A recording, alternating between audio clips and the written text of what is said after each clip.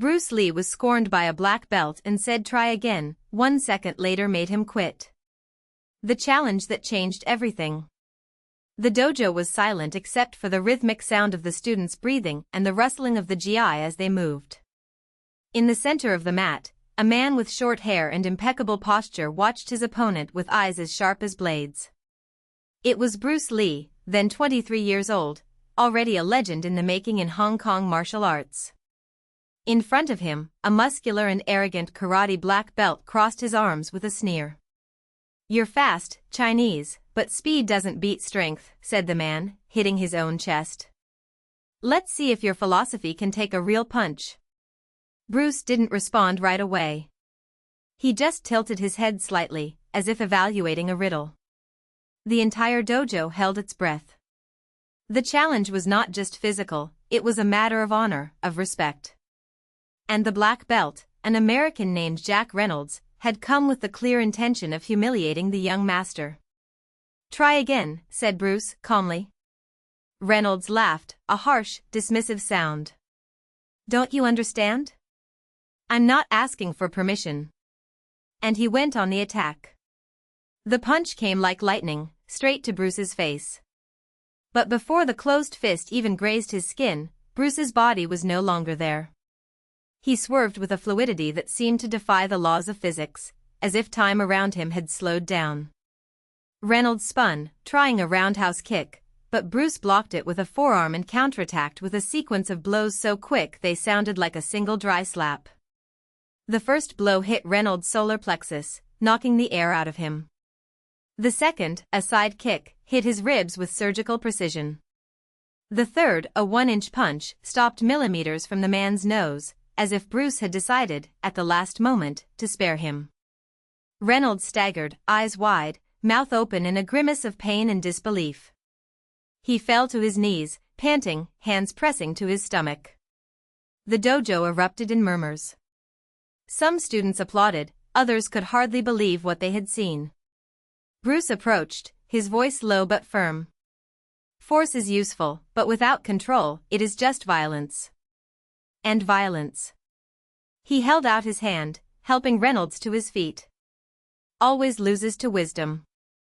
Reynolds spat on the ground, his pride hurt more than his body. "This isn't over." "It's over for you," Bruce replied, without anger. "Because now you know there is something beyond brute force.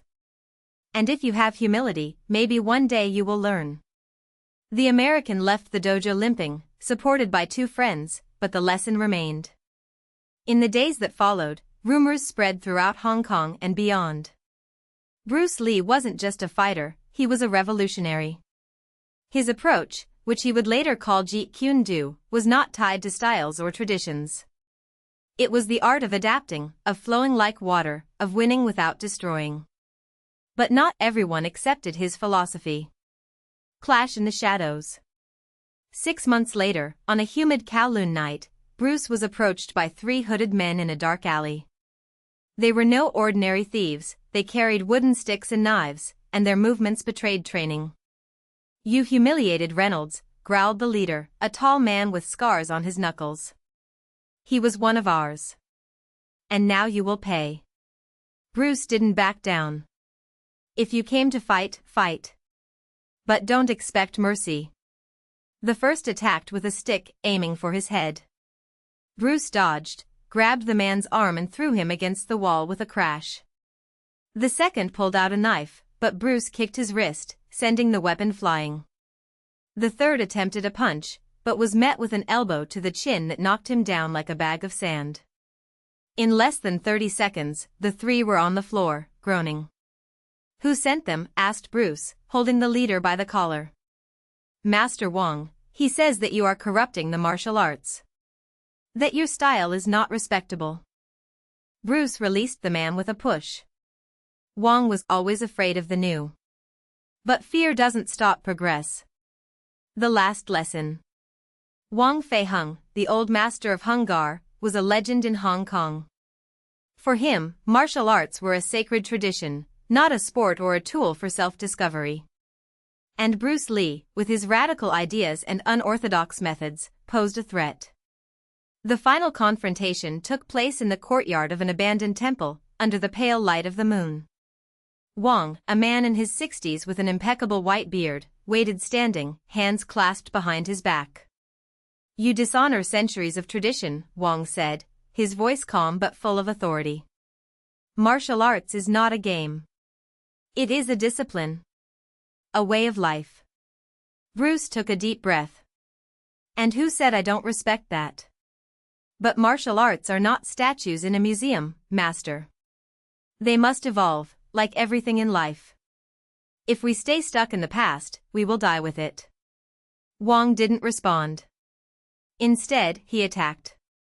His first move was a leaping tiger, a classic Hung Gar move, powerful and devastating. Bruce blocked, but the force of the impact made him flinch. Wang wasn't just a master, he was a force of nature.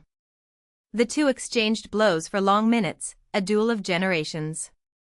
Wang used strength and impeccable technique from decades of training. Bruce, speed, adaptability, and creativity. With each attack, Wang seemed more determined, more furious. With each defense, Bruce seemed more serene, as if he were dancing with his old master's anger. Then, in a moment's pause, Bruce dropped his hands. "He arrives." Wang stopped, panting. "Coward." "No." Bruce pointed to his chest. "Here. This is where the real fighting happens. Not on the mat, not with punches. But here." He hit his temple. "And here." It touched the heart. Wang hesitated. For an instant, something flashed in his eyes, recognition? Respect? Then, with an almost imperceptible nod, he turned and walked away, disappearing into the shadows. The legacy. Bruce Lee never saw Wang Feiheng again. But years later, when he was already an international star, he received an anonymous letter. Inside, just one sentence, written in elegant calligraphy. "Water doesn't fight stone. It shapes it." He smiled, putting the paper in his pocket.